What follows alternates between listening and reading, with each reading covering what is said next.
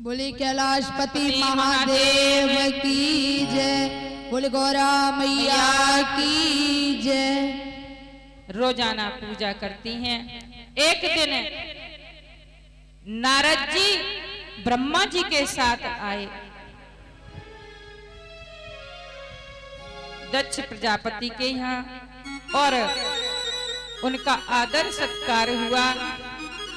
दक्ष ने अपनी कन्या का हाथ नारद जी को दिखाया और कहा, हे देव ऋषि, आप सर्वज्ञ हैं, मेरी कन्या के हाथ में जो रेखा है उनके बारे में बताइए। नारद जी ने उनका हाथ देखा तो नारद जी कहने लगे कि महाराज आप धन्य हैं, आपके यहाँ ये जो पुत्री जन्मी है ये तीनों लोकों में बंध्या है, तीनों लोक इनकी वंदना करते हैं,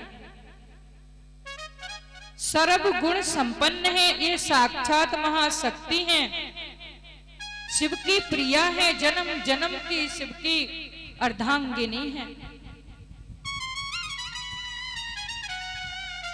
इनके हाथ में एक ऐसी रेखा पड़ी है जिससे इनको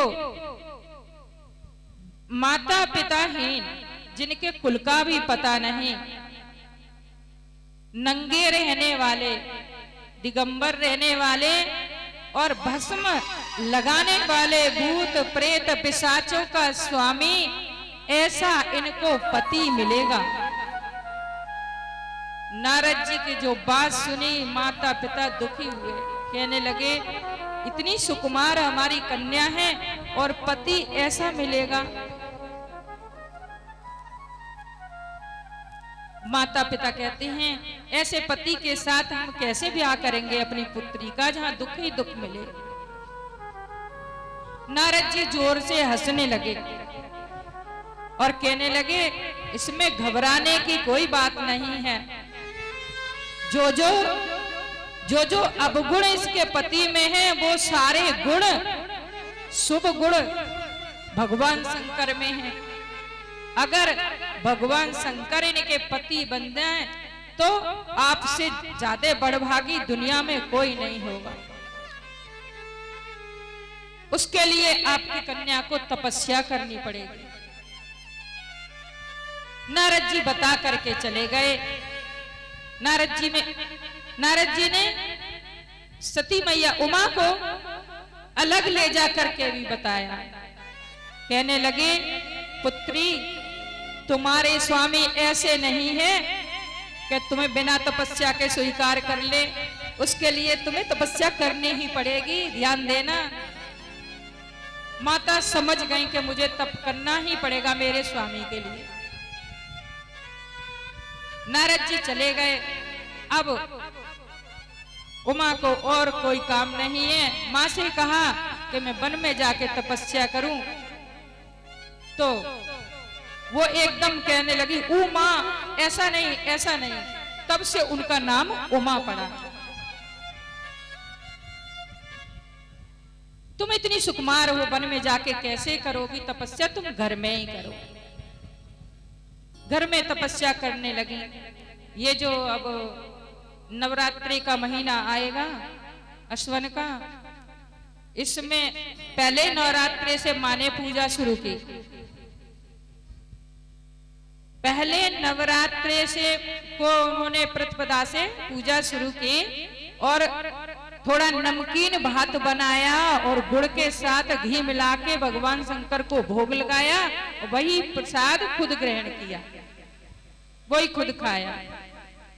अश्वन के महीने में, कार्तिक के महीने में खीर बनाई और पुए बनाए, पुए का खीर का घी मिला करके भोग लगाया और वही प्रसाद खुद ग्रहण किया।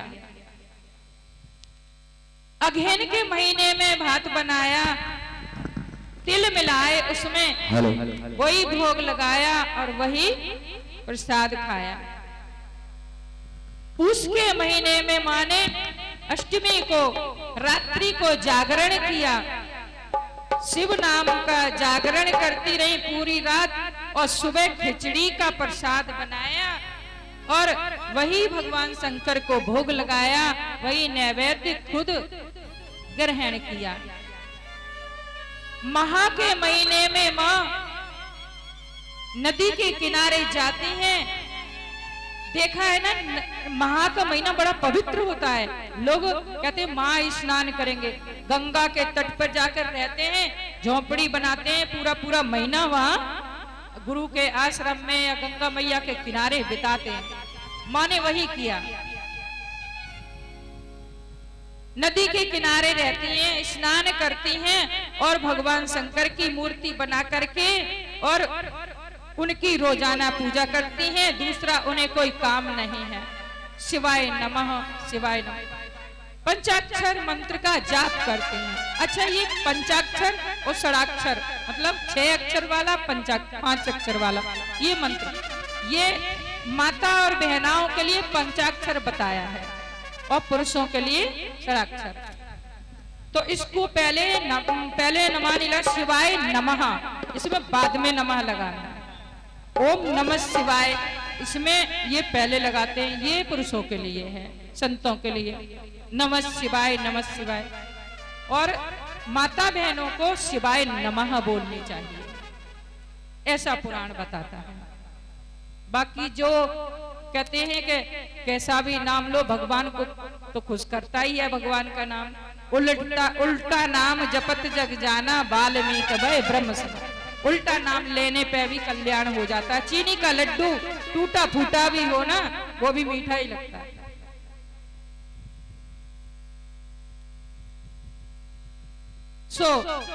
माता रानी बस शिव जी की पूजा के अलावा और कोई काम नहीं है। माँ के महीने उन्होंने निराहार रह के ऐसे ही पूजा की।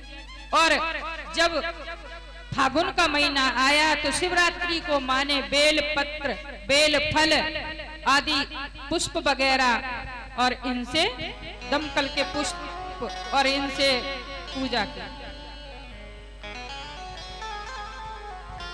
चैत्र के महीने में माँ ने चमेली के पुष्प और नए वस्त्रों से पूजा की। नए वस्त्र भगवान शंकर को चढ़ाए। बैसाख के महीने में नए चावल का भात बनाया। नए चावल का भात बना करके गुड़ के साथ भगवान को भोग लगाया, तिल और गुड़ मिलाकर। जेठ के महीने में अनेक अनेक पुष्पों से पूजा की। जल पी करके ही रहते थे। सावन के महीने में भी अनेक प्रकार के पुष्पों से और कभी भात से, कभी किसी अनेक अनेक प्रकार की चीजों से भगवान शंकर का पूजन करती थी। और इसी तरह भादों का महीना आया। भादों के महीने में कई प्रकार के फूल, पुष्प वगैरह और फल, कई प्रकार के फल जो सीजन के होते हैं, माँ ने सब भगवान शंकर को चढ़ाए। और फिर 1 साल तक ऐसे सावन का महीना फिर आया। और फिर उस दिन उन्होंने बहुत विधि विधान से अच्छी तरह पूजन किया कि उसको कहते हैं उद्यापन। बढ़िया वस्त्र चढ़ाए भगवान शंकर को, अनेक प्रकार के पकवान बनाए उन्होंने, फूल चढ़ाए, हार पहनाया। पूजा का विधान बहुत होता है। फिर यथाशक्ति ज्यादा न हो सके तो यथाशक्ति पूजा की जा सकती है। 5 चीजों से भी पूजा की जा सकती है।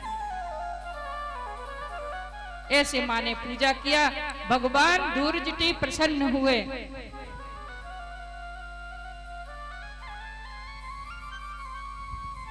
ब्रह्मा जी बड़े चिंतित हैं क्योंकि एक तारकासुर नाम का दैत्य है, वो देवताओं को बहुत परेशान करता है।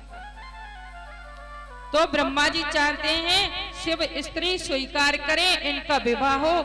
उस दैत्य ने ऐसा वरदान मांगा था कि तुम्हारा औरस पुत्र ही भगवान शंकर का औरस, इसकी कथा है।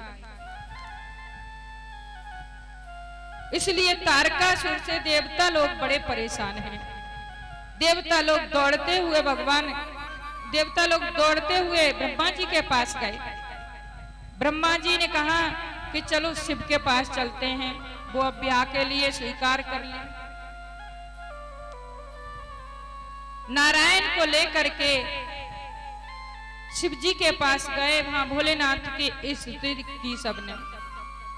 कर्पूर गौरम करुणावतारम संसार सारम भुजगेन्द्रहारम सदा वसंतम हृदयारविंदे भवम भवानी सहितम नमः। भगवान शिव ने नेत्र खोले और कहा कि आप लोग यहाँ क्यों आए हैं? क्या कोई देवताओं पे आपत्ति आ पड़ी है जो आप सबके सब मिलके यहाँ आए हैं? ब्रह्मा जी हाथ जोड़ करके बोले, देवादिदेव महादेव, आप करुणा के सागर हैं, आप दया के सागर हैं। हमारी सृष्टि रचना में हमारी सहायता करें। अगर आप सहायता नहीं करेंगे तो ये हम संसार कैसे चलाएंगे? आपने वचन दिया था कि हम तीनों ही संसार चलाएंगे। आपने संहार करने का वचन दिया था। नारायण पालन करता है, मैं सृष्टि रचयिता हूँ। तो आप अगर साथ नहीं देंगे तो ये सृष्टि चल कैसे पाएगी? क्योंकि आगे आगे ये असुर और बढ़ेंगे तो कोई आपसे बद्ध होगा, मतलब कि कोई वरदान ऐसा मांग लेगा आपसे मरना चाहेगा, कोई आपके पुत्र से मरना चाहेगा, कोई भगवती से मरना चाहेगा, कोई नारायण से मरने का वचन ले लेगा, कोई ब्रह्मा जी कहते हैं मुझसे ले लेगा। तो उसके लिए हमें सबको तैयार रहना पड़ेगा। तो हे देवादिदेव महादेव, हे नील लोहित, हे शिव, हमारी प्रार्थना स्वीकार करें। और आप अब पार्वती, इधर पार्वती का तप भी बहुत ज्यादा हो रहा है। सती मैया बहुत तप कर रही हैं, उनका तप भी हमें संतप्त कर रहा है। आप उनका पानी ग्रहण करें। सबने प्रार्थना की।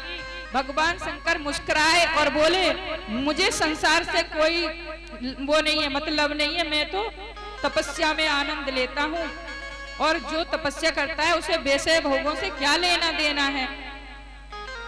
सबने कहा, देवताओं ने जानते हैं देवादिदेव महादेव, आप तपोनिरत रहते हैं, तप में लीन रहते हैं, आपको तप बहुत प्रिय है। लेकिन हमारी सबकी सहायता के लिए आप उमा से विवाह कर लें। महादेव ने कहा कि ठीक है, मैं तुम्हारा दुख समझता हूँ। जाकर के दक्ष प्रजापति से कहो कि शादी की तैयारी करें। ब्रह्मा जी बड़े खुश हुए, बोले इसमें तो मेरा ही भला है। और फटाफट दक्ष को बुलाया और कहा कि अब तुम अपने घर विवाह की तैयारी करो।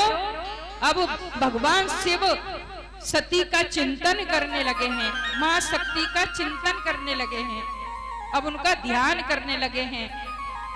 और वो और किसी से विवाह नहीं करेंगे, वो ही उनकी जन्म जन्म की अर्धांगिनी है। दक्ष प्रजापति बड़े प्रसन्न हुए और विवाह का दिन रखवाया गया। इसमें पुरोहित बने हैं ब्रह्मा जी।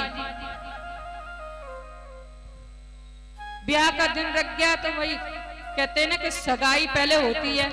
सगाई देने के लिए दक्ष प्रजापति तैयारी कर रहे हैं। भोले बाबा कहते हैं सब देवताओं से, नारायण से, कि देखो आपको पता ही है मैं तो अकेला रहता हूँ, मेरे ये कुछ गढ़ हैं, तो मेरे तो कोई घर संभालने वाला है नहीं, ये सारे कार्य आपको ही करने पड़ेंगे। सो देवता लोग अपनी अपनी पत्नियों को लेके कैलाश पे आ गए तैयारी के लिए।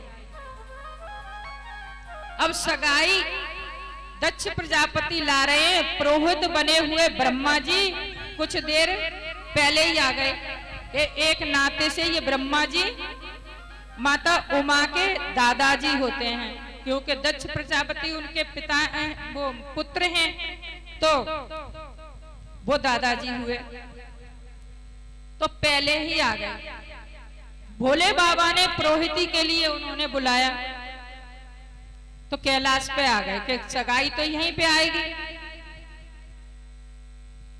अब भोले बाबा के यहाँ आकर के कैलाश पे ब्रह्मा जी महाराज बैठ गए।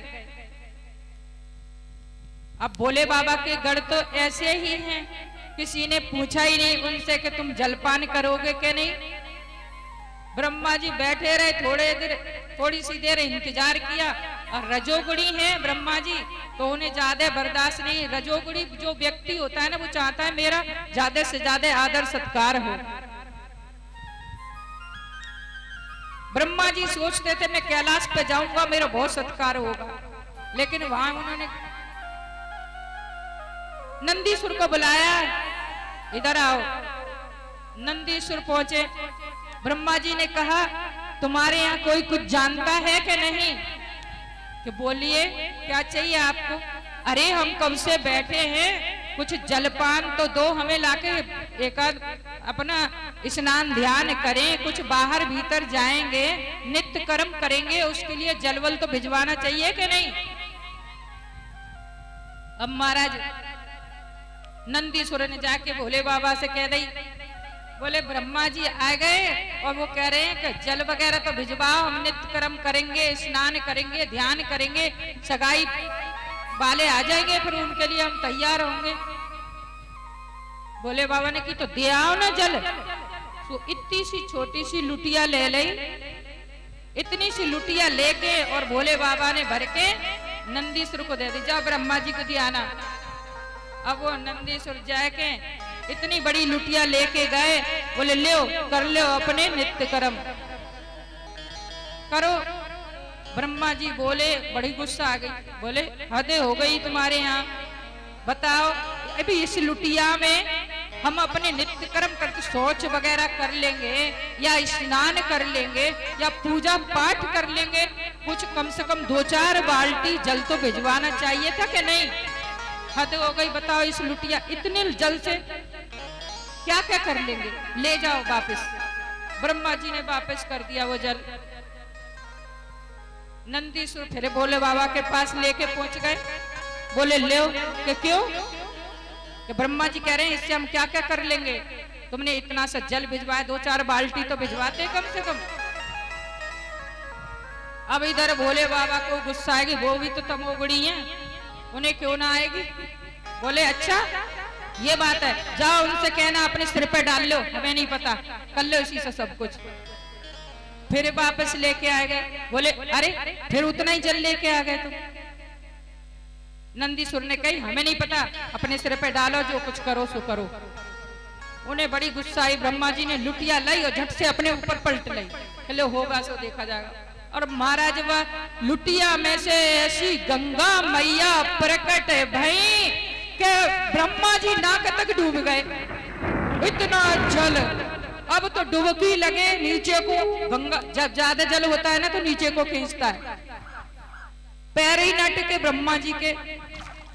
ब्रह्मा जी बोले महाराज जे अपनी माया समेट लो, जो गंगा मैया प्रकट है गई, हमें क्या पता जो लुटिया सी में गंगा मैया आ गई, गंगा मैया लगाओ डुबकी।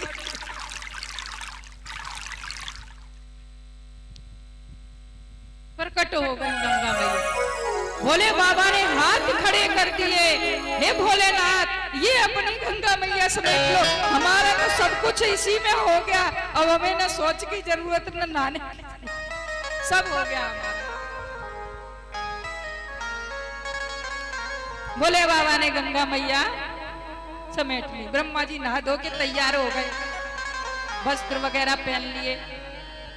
अच्छा ये गंगा मैया जो थी ना, ये ना है कि पूरे कैलाश पे फैली, वो ब्रह्मा जी को ही डबो रही थी उतने बीच में। ब्रह्मा जी को लग रहा था कि बहुत विशाल गंगा मैया प्रकट है, लेकिन थी उतने ही जगह में। नहीं तो कैलाश पे सब भोले बाबा का सब तैयारी ना खराब हो जाती, उनकी तो जटाओं में ब्रह्मा जी को डुबकी लगवा रही हूं।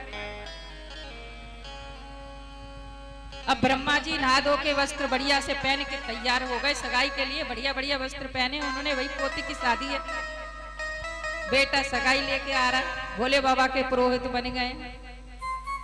अब ब्रह्मा जी थोड़े नरम हो गए, फिर बुलाया नंदीसुर को और बोले कि इधर आओ जरा, नंदीश्वर बोले हाँ आप क्या चाहिए?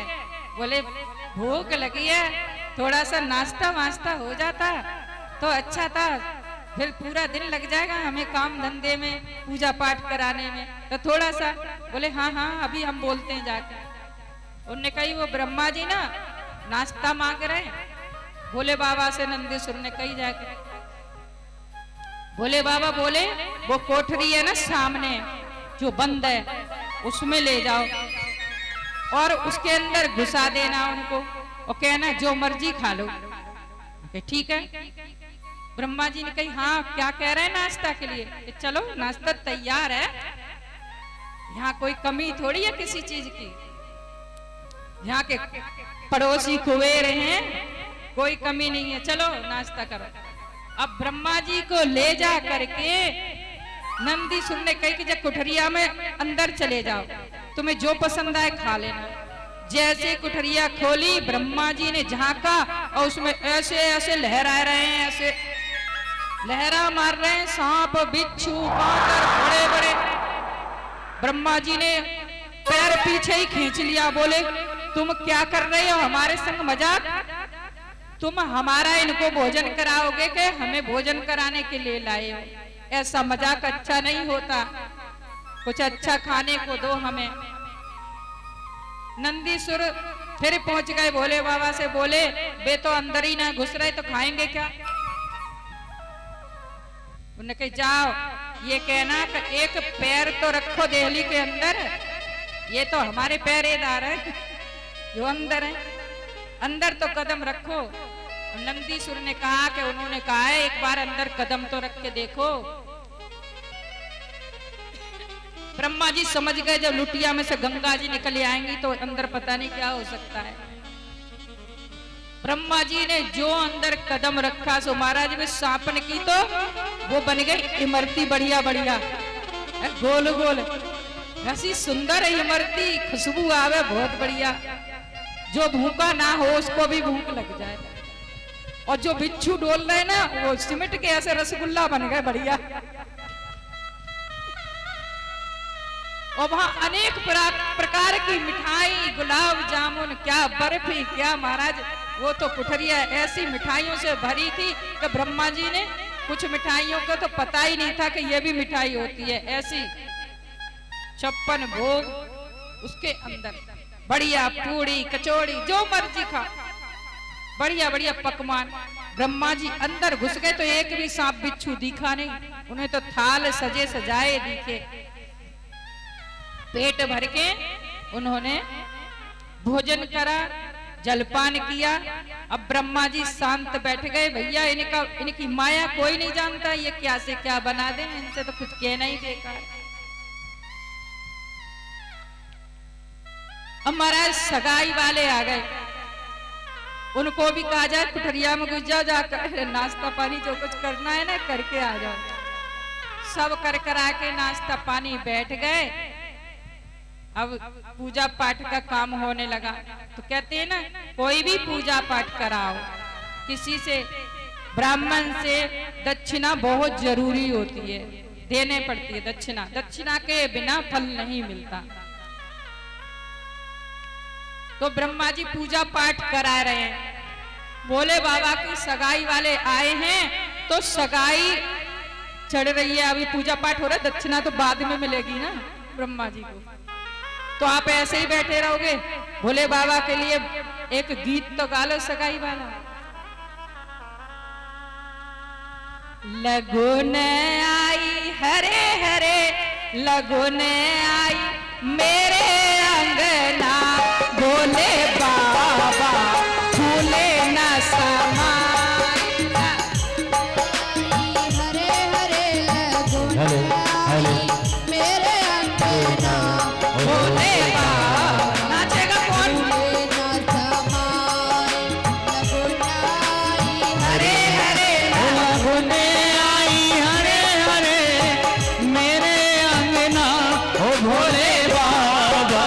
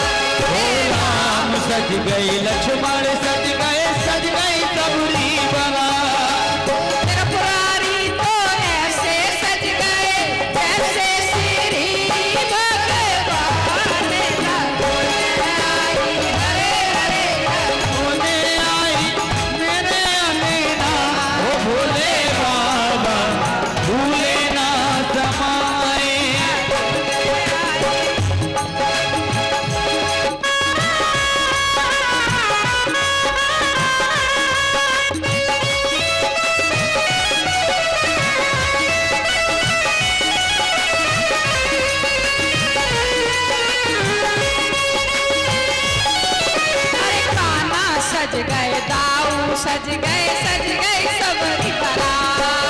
और कान्हा सज गए दाऊ सज गई सबरी बारात। त्रिपुरारी तो ऐसे सज गए जैसे श्री भगवान। हरे हरे लगुने आई मेरे अंगना और भोले बाबा भूले ना रमाए। हरे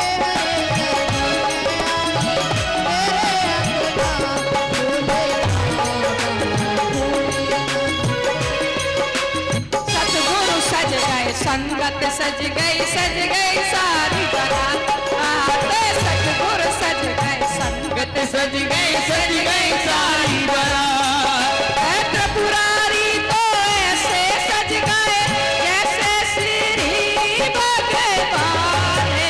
लगुने आई हरे हरे लगुने आई मेरे अंगना और भोले बाबा भूले ना समाए।